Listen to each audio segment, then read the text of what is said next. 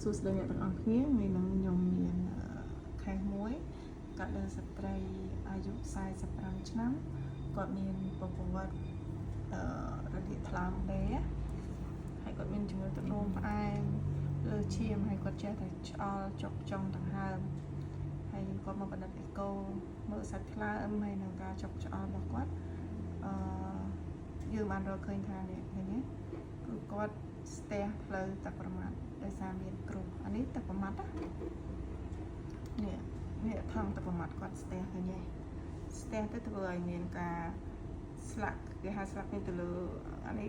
ថងប្រមាត់ឡើងរីកធំមែនតើហើយយើងមើលទៅនេះឃើញមានគ្រោះនេះគ្រោះហ្នឹង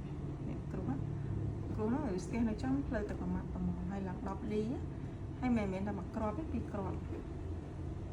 យើងមើលតាមវីដេអូនេះនេះគ្រោះនេះគ្រោះនោះធ្វើឲ្យទឹកប្រមាត់នឹងវាស្ទះនេះធ្វើឲ្យគាត់ចប់នេះគ្រោះនេះអាមកគ្រាប់ទៀតនោះ6លីអញ្ចឹងឡើងពីរគ្រាប់ហើយធ្វើឲ្យថងទឹកប្រមាត់នឹងស្ទះឡើងប៉ុណ្ណាឡើយឃើញទេអញ្ចឹងបើសិនជាយើងមានការចុកឆ្អល់ឈឺចុងដង្ហើមឬឈឺផ្នែកខាងស្ដាំក្តៅខ្លួនអីនេះប្រយ័ត្ននេះអានេះស្ទះខ្លាំងមែនតើទឹកប្រមាត់ស្ទះខ្លាំងមែនតើដោយសារមានគ្រោះនេះគ្រោះនេះគ្រោះធំទៀតហើយអានេះមួយហើយអានេះមួយទៀតពីរគ្រាប់ហើយគាត់ហ្នឹងក៏មានដុំសាច់នឹងស្បូននេះដុំសាច់គាត់